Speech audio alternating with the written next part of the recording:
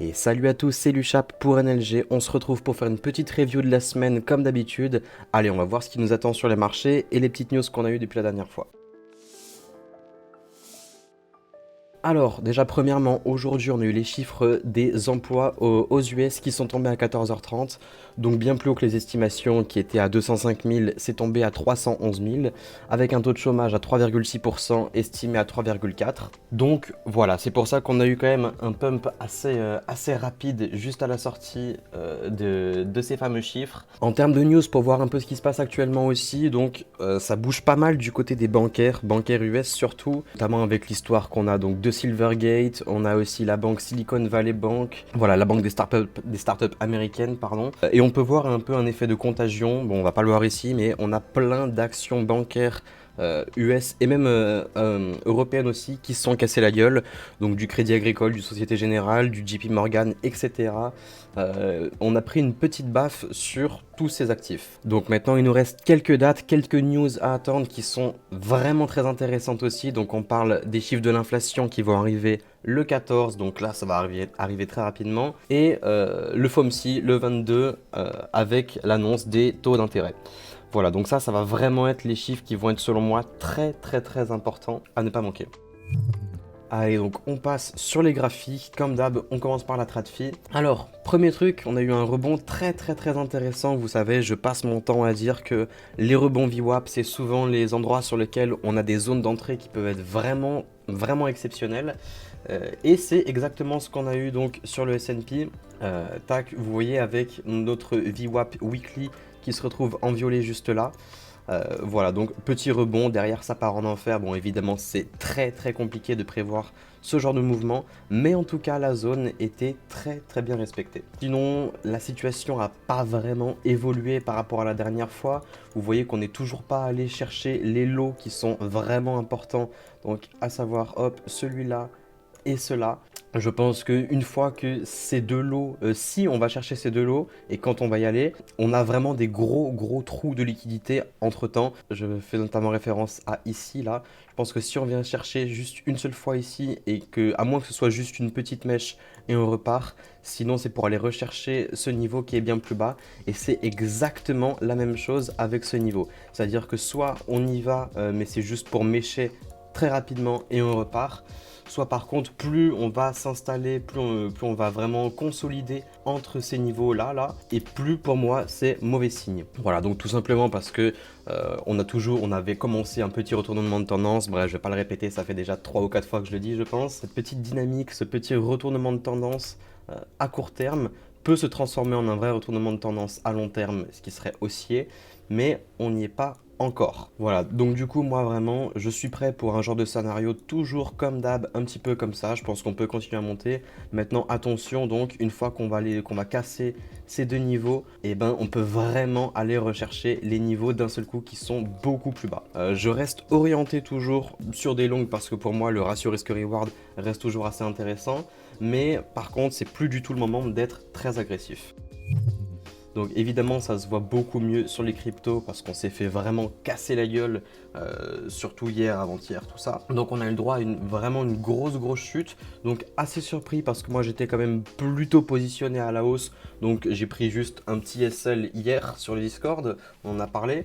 Mais voilà, donc moi depuis la dernière fois j'étais plutôt assez haussier vu on avait bien rebondi juste à temps sur la VWAP du début de l'année, de tout 2023 même, pardon. Une fois qu'on a eu vraiment ce gros cassage, c'est pas le moment de jouer au héros, c'est pas le moment d'essayer de choper un couteau qui tombe. On attend, on patiente, on temporise et on regarde comment le prix évolue. Est-ce qu'on va accepter dans ces zones-là? Est-ce que pas encore? Est-ce qu'on a toujours beaucoup de volatilité? C'est vraiment le genre de choses qu'il faut regarder selon moi. Alors par contre, au niveau des niveaux à regarder, donc moi j'en avais deux qui m'intéressaient vraiment. C'était les 21,3 qu'on avait juste là, vu que c'était le dernier lot qu'on avait eu ici. Et le deuxième par contre c'était celui-là, donc autour des entre 22 et 23, qu'on a largement fracassé aussi.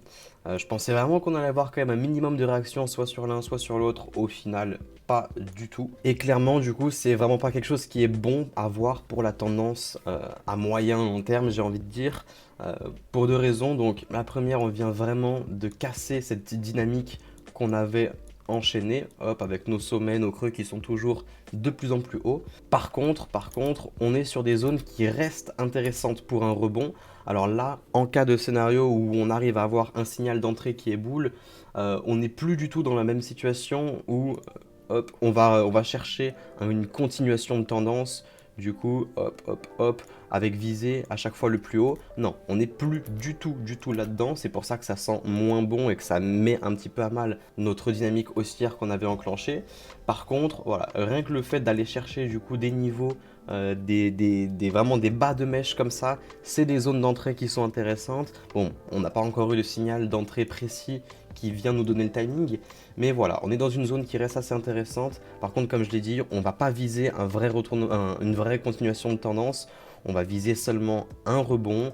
Donc si on achète par là, pour moi, je pense que ce serait assez intéressant de TP grosso modo autour des 21,5. Voilà, avec des ordres scale, ça nous permet de mettre un bon SL qui est quand même assez loin et d'avoir un ratio risque-reward qui reste intéressant, mais je vous laisse gérer ça, c'est vos stratégies, c'est vous qui gérez. Attention donc, si le prix ne réagit pas très rapidement et si on ne vient pas juste remonter histoire de dire bon bah c'est bon, on est allé chercher la liquidité, on repart, il n'y a pas eu beaucoup de vendeurs qui étaient prêts à être agressifs sur ces prix-là. Donc on se fait absorber et ça repart vers le nord. Attention du coup si ce scénario n'arrive pas parce qu'on a très peu de niveaux qui sont juste en dessous. Donc on a peut-être un petit arrêt un petit peu, j'ai envie de dire facultatif, là vers les 18,7, 18,8. Mais par contre direct après, en dessous, pour moi, on vient chercher toute cette zone-là, là vous voyez, où on a plein de lots qui sont restés en attente. Donc j'ai envie de dire entre 16 et 16,5. Je pense que c'est vraiment la zone d'arrêt si on commence à enfoncer vers le sud. Voilà, donc soit on part vraiment très rapidement et c'est bon, c'était qu'un faux mouvement et on repart dans la direction habituelle vers le nord, ou alors on commence à temporiser dans cette zone-là et dans ce cas-là, plus on va attendre ici, plus selon moi, c'est mauvais signe. Donc aussi, j'ai quand même été assez surpris de la grosse chute qu'on a eue pour quelques raisons. Donc vous voyez tous les points de contrôle, tous les POC qu'on a eu en orange ici, qui ont été juste pas retestés à chaque fois. Donc ils attendent, ils sont toujours là. Et je le rappelle du coup, ces zones qui font office un petit peu de zone aimant, j'ai envie de dire, et de zone rebond à la fois.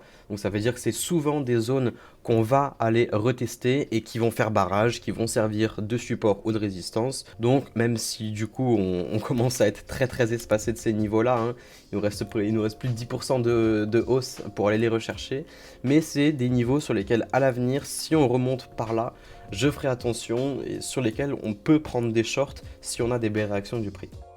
Alors sur ETH, c'est même encore presque pire, j'ai envie de dire, parce qu'il y a encore moins de niveaux qui sont intéressants, ils sont encore plus espacés. Maintenant, il y a un niveau qui est beaucoup plus proche que sur le BTC à aller chercher pour moi les 1350. On peut avoir quelques réactions. Vous voyez, on avait eu quelques tops qui se sont déjà faits autour de ces prix-là. Donc attention maintenant. Évidemment, le BTC va dicter, et puis surtout les news au niveau de TradFi qu'on va avoir dans les prochains jours vont dicter la marche à suivre.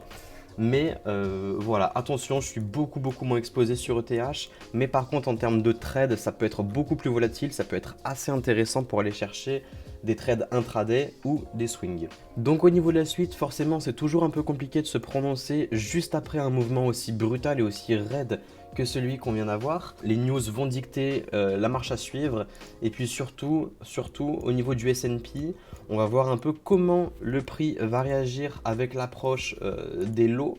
Alors je vous remontre hein, pour être sûr que ce soit bien compris. Mais voilà, ce lot qu'on vient d'avoir juste là et ce lot qu'on vient d'avoir, qu'on avait eu juste là, c'est vraiment moi ce que je vais regarder. Je vais regarder comment les prix évoluent à l'approche de ces niveaux-là pour voir, ok, est-ce qu'on vient ici, est-ce que le prix commence à temporiser, à consolider par ici, est-ce qu'on fait juste une mèche et puis ça repart. Voilà, ça va dépendre un petit peu de comment est-ce qu'on va approcher ces niveaux-là pour savoir comment est-ce que moi je vais réagir derrière sur les cryptos. On peut y aller niveau spot si vous n'avez pas encore acheté des masses. Évidemment, je pense que ça commence à être intéressant de mettre quelques billes. En tous les cas, en dessous de 20 000 pour plusieurs années, je trouve que c'est largement OK en termes de points d'entrée. Merci à tous d'avoir suivi la vidéo, c'était Luchap pour NLG. N'oubliez pas de nous suivre sur YouTube et de rejoindre le Discord. On est toujours là pour répondre à vos questions si vous avez besoin. Voilà, et au cas où, on a toujours nos liens d'affiliation qui sont en bio. Si vous voulez nous soutenir, n'hésitez pas. Voilà, passez un bon week-end, à la prochaine, c'était Luchap.